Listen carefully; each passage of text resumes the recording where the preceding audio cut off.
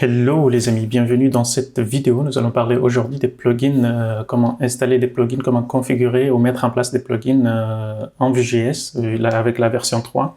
Alors dans cette vidéo, nous allons faire un petit exemple avec, on va s'inspirer en fait de i18n, le package en fait qui permet de mettre en place l'internationalisation des langues, notamment si on veut traduire notre site ou le varier en fonction des préférences des utilisateurs, etc.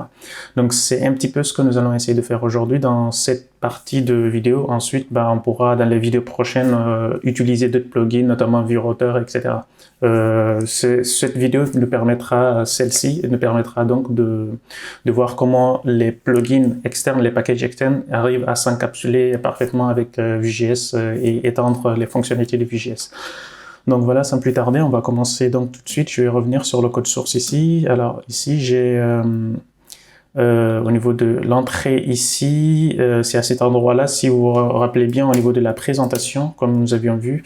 Alors là, j'ai juste monté le app ici, c'est tout simple, j'ai juste mis la partie plugin, c'est ce qui est affiché ici. Donc si je reviens donc où j'étais là, la partie main ici, dans les précédentes vidéos, nous avions vu qu'on pouvait faire quelque chose comme ça, use quelque chose. Donc là, on peut rajouter tout un tas de choses. On voit bien que l'autocomplétion ici me montre le routeur, qu'on verra dans la prochaine vidéo. Mais ici, on va essayer de créer notre propre plugin. Alors, habituellement, ce qu'on fait par convention, on peut créer ici un dossier ici qui s'appellera plugin. Cette nomenclature, en général, c'est inspiré par Noxt, avec la structure de dossier des Noxt. Donc, on essaie de suivre cette nomenclature. Donc, dans plugin ici, dans le dossier plugin, je vais créer ici un fichier. Alors, je pense qu'on va partir sur l'UTS, vu qu'on est déjà en TS.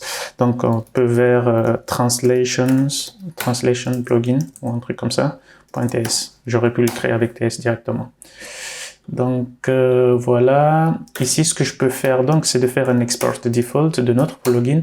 Alors, si on regarde bien à cet endroit-là, la fonction plugin, ce qu'il attend.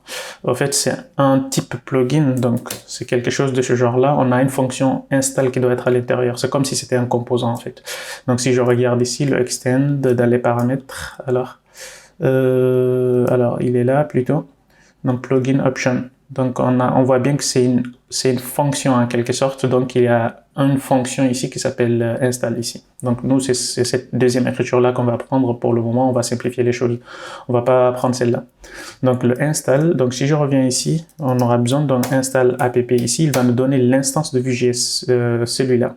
Donc, c'est ce que nous allons essayer de faire. Donc, mais au niveau de notre plugin plutôt. Donc, je vais enlever cette partie-là ici, je vais la mettre à cet endroit-là. Donc, je vais enlever les parenthèses qui étaient en trop, les accolades plutôt. Donc, on a la partie app ici. Celui-là, il est typé de app. Donc, on peut prendre directement app, soit on l'importe ici. Et ensuite, ce qu'on peut prendre aussi au niveau de install, de la fonction install, on peut avoir des options. Donc, les options, pour le moment, je peux faire un any ici. Alors, donc, le but ici, donc, c'est d'arriver à écrire quelque chose comme ça. Alors là, il m'autocomplète, je ne sais pas même pas si c'est la bonne façon de faire. Ouais. Mais je pense que... Alors, je vais juste enlever cette partie-là pour le moment. Ici, pour rester en fait dans notre... alors, je vais revenir juste là.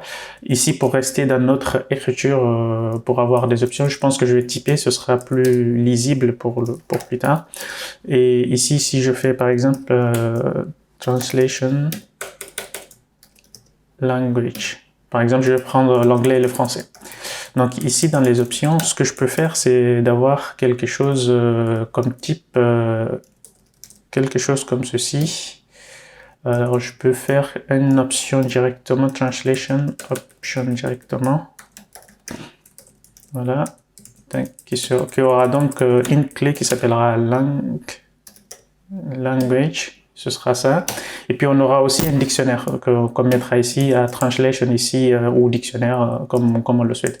Alors, le dictionnaire ici, ce sera des records, en fait, on va dire de language ici, au niveau des languages, à cet endroit-là.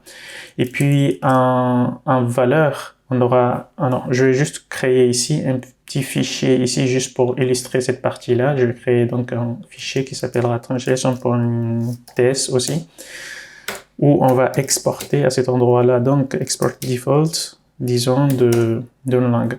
Donc à cet endroit-là, ce qu'on a, on aura par exemple français. On aurait pu avoir un fichier JSON qui permettra donc de faire quelque chose comme ça.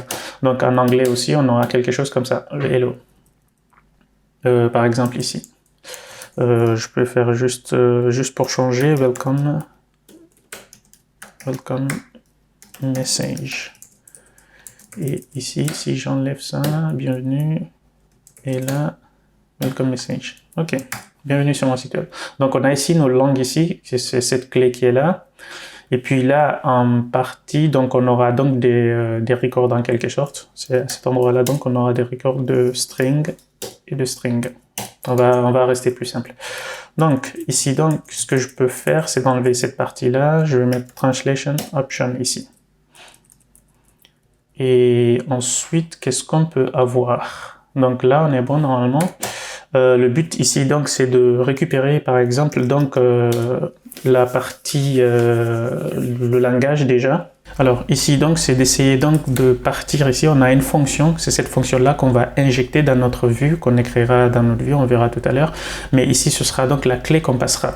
Alors, avant de faire cette partie-là, si je reviens ici, je vais juste importer la partie translation, le plugin ici. Je vais mettre translation ici. Tac, je l'installe. Comme ça, le plugin qu'on vient de mettre en place à cet endroit-là, qui est juste là.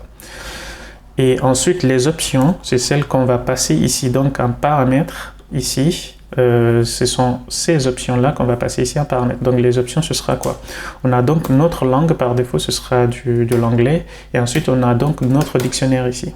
Notre dictionnaire, donc, ça peut être quelque chose du genre, on peut donc importer notre fichier ici. Donc on peut importer quelque chose comme ça. On aura donc notre dictionnaire de langue qu'on aura anglais, français, etc. Si on souhaite aussi, on peut rajouter d'autres langues. Donc voilà, notre langage par défaut, c'est anglais, et notre plugin ici qui permet donc de jongler entre les différents langages. Donc je reviens donc sur notre plugin à cet endroit-là. Le but ici, donc, on va passer une clé, et lui, il va aller en fonction de notre langage ici dans Option, de récupérer cette clé-là et d'afficher au niveau de l'interface. Si je reviens ici, ce qu'on a envie de faire, par exemple, ici, c'est d'avoir un P qui aura quelque chose comme ça. T, notre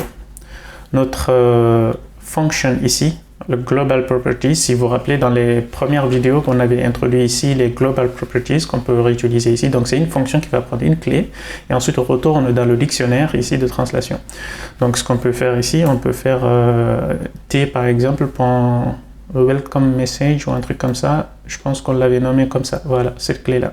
Il est important d'avoir la même clé dans toutes les langues, donc comme ça permet de switcher entre les différentes langues.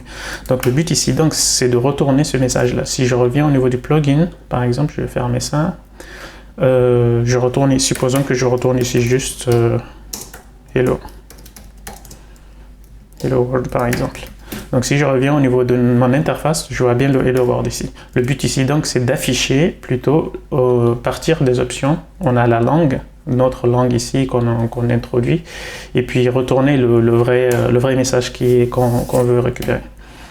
Donc voilà, si je fais ça, là je récupère donc la translation ici, celle qui a été traduite. Là j'ai déstructuré, on n'a pas forcément besoin de déstructurer. Et puis voilà, si ça n'existe pas, on retourne par exemple, disons, la clé. Donc là, il y a GitHub Copilot qui fait presque tout le boulot.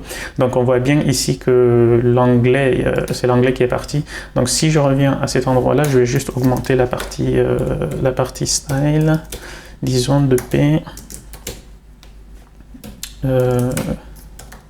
Alors c'est font size.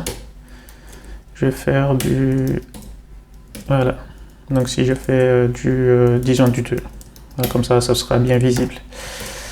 Voilà, si je fais ça, on a donc la traduction de ça. Si je reviens ici au niveau du main et qu'on décide un jour de changer le message ici, ce sera donc en français. Donc cette façon de faire donc nous permet par exemple ici d'installer, de mettre en place un plugin qui permet de faire la traduction de nos différents composants, etc. Alors il est recommandé donc d'utiliser un plugin qui est spécialisé dans ça, bien entendu. Ça permet donc d'avoir plus d'extensions ou ce genre de choses. Par exemple, supposons qu'on avait quelque chose qui ressemblerait à, par exemple, à ceci, si je reviens ici, avec des paramétrages hello par exemple, ou greeting par exemple. Bonjour, supposons qu'on ait quelque chose comme ça, greeting. Cette façon de faire, donc on peut avoir donc des templates qui nous permettent par exemple d'injecter directement le nom, ce genre de choses. C'est ce que i18n il fait.